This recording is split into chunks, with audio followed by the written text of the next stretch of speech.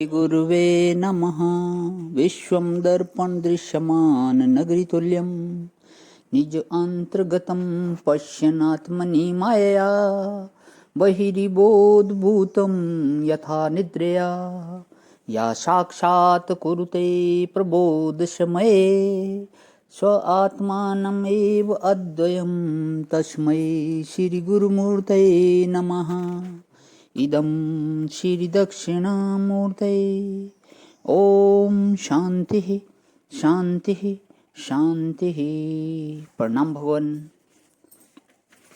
मांडुक्य कार्य का प्रवचन वैतथ्य प्रकरण स्वामी श्री अखंडानंद सरस्वती जी महाराज का दिव्य ग्रंथ, जिसमें भगवान पेज नंबर 149 माया मन अध्याय चल रहा है हमारा। तो इसको आगे करते हुए स्वामी जी एक कुम्हार और घड़े का उदाहरण दे रहे थे, उसी को आगे। अच्छा, यह कुम्हार है या धोबी है, यह दोनों का जो वर्गीकरण है, यह बाहर है कि मन में है, यह काला है और यह गोरा है, यह जो दोनों की विशेषता का वर्गीकरण है वह मन में है कि बाहर है। अच्छा, यह मैं हूँ, यह तुम हो, यह वर्गीकरण मन में है कि बाहर है? बोले भाई कि हम तो सपना देख रहे हैं और सपने की चीज़ें ईश्वर ने बनाई हैं। हम तो जागृत देख रहे हैं और जागृत की चीज़ें ईश्वर ने बनाई हैं। तो बाबा, तुम्हारे मन में ईश्वर और फिर ईश्वर की रचना और फिर ईश्वर की बनाई हुई चीज़ें। तो कहने का अभिप्राय यह है कि यह जितनी भूत भौतिक सृष्टि है अपने एवं दूसरों के शरीर सहित, यह सब की सब मन में मालूम पड़ती है।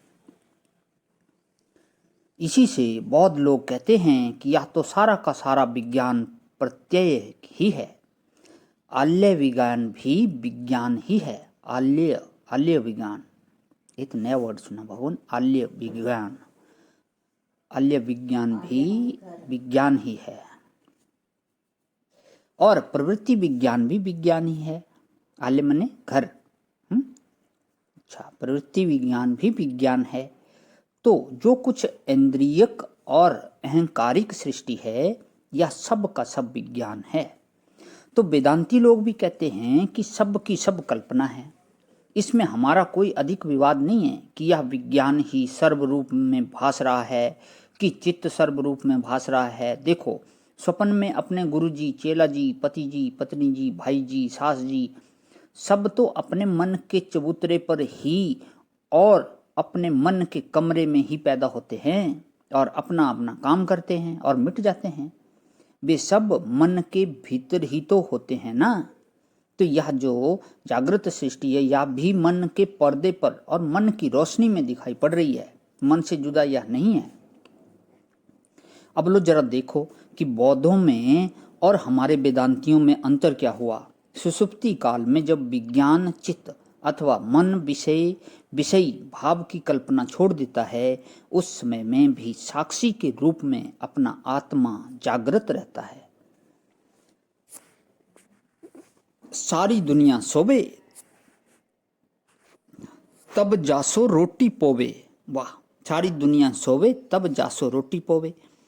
सारी दुनिया सो जाती है और आत्मदेव जागते रहते हैं। तो मन जब स्वयं दुनिया बनाकर दिखाई पड़ता तब भी, और तब वह दुनिया नहीं बनाता है, विश्राम करता है, तब भी आत्मा जो है वह ज्यों का त्यों रहता है।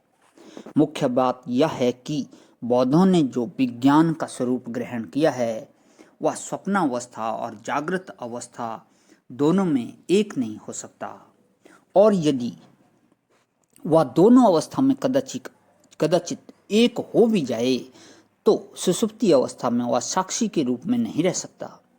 इसलिए वेदांतियों का जो विज्ञान है, स्थिर विज्ञान, अमृत विज्ञान, आत्म विज्ञान, वह तो अनंत है, अखंड है, परिपूर्ण है, देश काल वस्तु के परिच्छेद से शून्य है। और बौद्धों का विज्ञान देशाकार, कालाकार, वस्तुआकार है, शांत है, चंचल है। वेदांतियों का जो विज्ञान आनंद ब्रह्म है, विज्ञानामानंद ब्रह्म है, प्रत्यक्ष चैतन्य स्वरूप व स्थिर है। अच्छा, तो देह में मन है कि मन में देह है? तो सारी दुनिया यह बात समझती है कि यह पांव से लेकर सिर तक यह शरीर है और इसके भीतर मन नाम की एक धातु रहती है। लेकिन एक मन की धातु है जिसमें ऐसे ऐसे शरीर अब तक कितने बन गए और कितने बिगड़ गए भला। कभी पशु शरीर बना, कभी पक्षी शरीर बना, कभी मनुष्य शरीर बना, कभी पापी बना, कभी पुण्यात्मा पना बना, कभी सुखी पना बना और कभी दुखी पना बना, कभी ब्राह्मण पना और कभी गोरा पना बना और मनीराम बिल्कुल एक। तो शरीर अल्पायु है और मन दीर्घायु है। शरीर अल्प देश वृत्ति है और मन अनंत देश वृत्ति है। और मन जो है वह ऐसे ऐसे शरीरों का निर्माता है। इसलिए शरीर मन का आधार नहीं, मन शरीर का आधार है। तो इस आधेय शरीर से अपना विवेक करके जब मन शरीर में स्थित हो जाते हैं तो यह संपूर्ण सृष्टि मन में ही दिखती है। प्रणाम भगवान। आज ही विराम। ओम शांति शांति शांति।